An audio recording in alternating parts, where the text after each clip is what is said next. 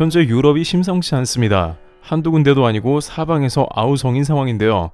콧대 높던 유럽에서 이제 한국에 너도 나도 무기를 내놓으라는 상황이 전개가 됩니다. 그런데 이번엔 상황이 좀 다른데요. 지금까지 유럽에서는 한국을 여전히 깔보는 면이 있었습니다. 무기를 내놓으라고 하면서도 무기를 지원하라며 한국에 다소 으름장을 내는 식이었습니다.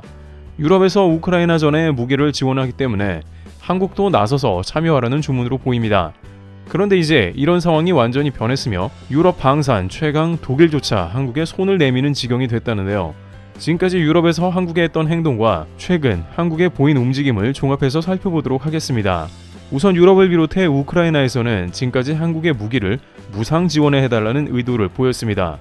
실제 우크라이나를 비롯해 나토에서조차 그러한 이야기가 지금까지 있어온 곳은 사실인데요. BBC는 한국이 그동안에 우크라이나에 무기를 지원해 비축량이 줄어든 국가에 무기를 판매하는 더 편안한 접근법을 취했다면서 미국에 수십만 발의 155mm 포탄을 제공할지 고심 끝에 이제 비공개 매각이 합의됐다고 전한 모습이 등장했습니다.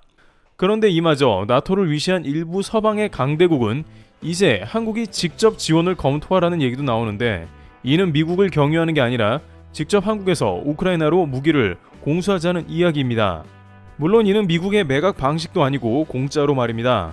그렇게 되면 한국은 이제 러시아 눈치를 안 보고 직접 무기를 공수하기 시작하게 된다는 얘기고, 비단 포탄뿐만이 아니라 전적으로 무기를 우크라이나에 보낸다는 얘기로 흘러간다는 상황이 나오는 것이죠. 처음에는 포탄을 논할 것이고 갈수록 전차나 고급 무기로 발전할 수도 있다는 말이 나옵니다. 상황이 이러하자 우크라이나는 동북아에서는 한국만 제대로 도움을 줄 것이라고 판단한 것 같습니다. 특히 젤렌스키 대통령은 한국에 무기 지원 요청을 했는데 신궁과 같은 무기를 탐낸 것으로 보입니다.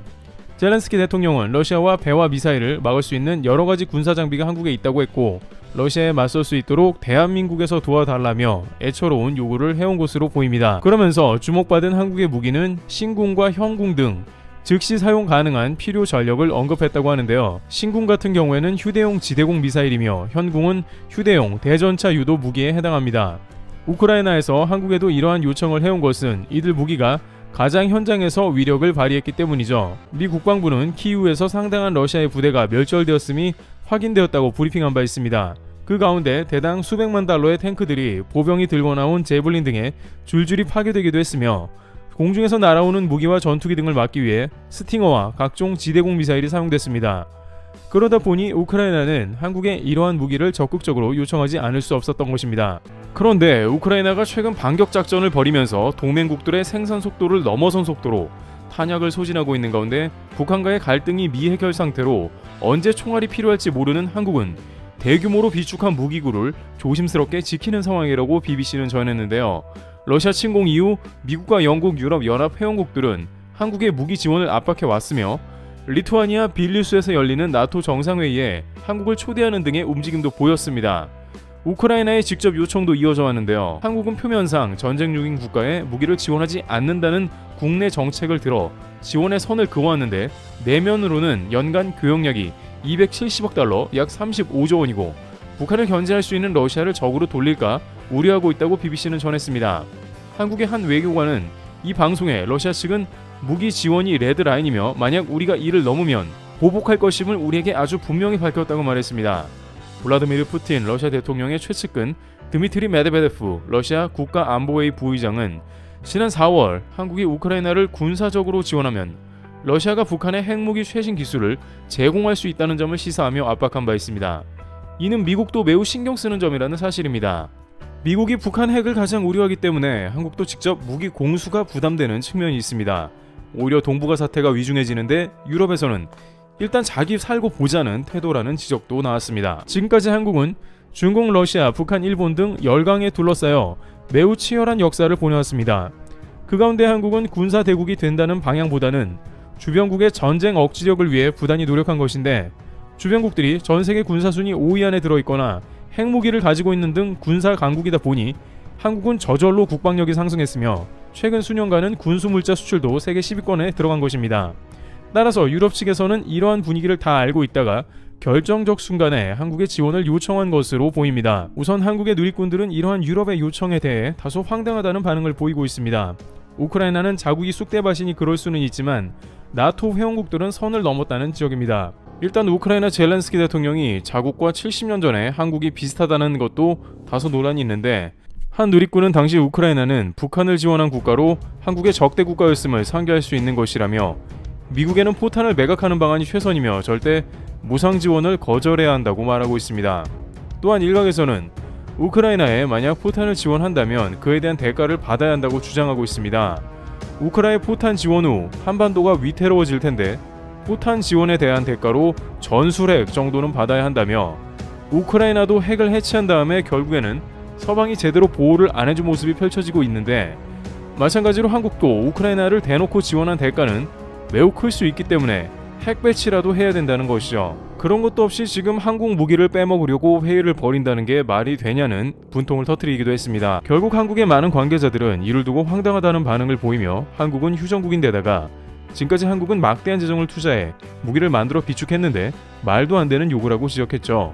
트럼프 대통령이 다소 거칠게 말은 하지만 유럽 보고 방위 무임승차라고 말한 이유가 있으며, 최근 트럼프는 자신이 대통령이 된다면 유럽의 방위 지원을 끊을 것이라는 말까지 했습니다.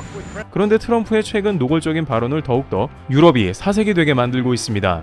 트럼프는 내가 대통령이 되고 유럽에서 방위비를 내지 않는다면 러시아가 공격할 기회를 줄 것이라는 매우 강력한 발언을 하면서 나토를 얼어붙게 했고, 결국에는 각자 도생을 떠올리게 한 것입니다.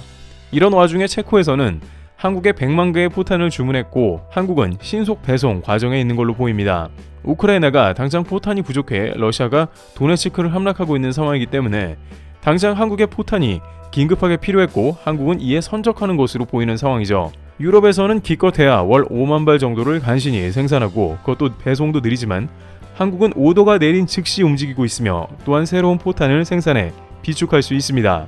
러시아 인근의 국가들은 이번 우크라전에서 큰 충격을 받았고 빠르게 한국 방산을 들이고 있는데요. 실제 우크라이나전에서 러시아가 장시간 버티고 서방에 서서히 지원이 줄어들기 시작하면서 이제 러시아는 우크라이나 영토를 다시 빼앗고 있으며 폴란드를 비롯한 주변국들의 으름장을 놓고 있는 상황입니다. 그런데 여기서 더욱 충격적인 사실은 전범국인 독일이 핵무장을 해야 한다는 주장을 한 것입니다. 독일은 앞서 도널드 트럼프 대통령의 발언에 충격을 받아 주동미군의 철수를 우려하고 있으며, 독일은 프랑스와 영국에 의지할 수 없다면서 자체 핵무장을 고려하고 있는 상황입니다. 또한 최근 독일과 나토 측에 따르면 이제는 한국 방산을 직접 사들여야 할 때라고 주장했다는데요. 지금까지 한국의 무상 지원을 바라거나 한국은 우선 선택지에서 제외해버렸던 이들이었고, 심지어 독일은 노르웨이와 호주 등에 한국 방산이 수출되는 것을 방해하기도 했던 잠재적 경쟁자입니다만, 이제 독일조차 한국의 방산을 들여서 러시아의 침공을 막아야 한다는 의견이 전개되고 있는 상황입니다.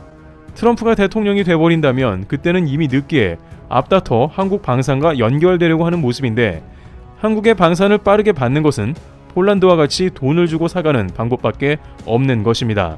따라서 앞으로 한국은 러시아 인접국은 물론 나토에서 대대적인 무기 오퍼가 올 가능성이 더욱 커졌습니다. 지금까지 콧대 높던 강대국가 유럽에서 한국의 방산을 사들이겠다고 큰 변화가 감지되고 있는 것이죠. 과연 앞으로 이들 유럽에서 한국에 얼마나 많은 방산을 수입하게 될지 귀추가 주목되고 있습니다. 트래블 튜브였습니다. 감사합니다.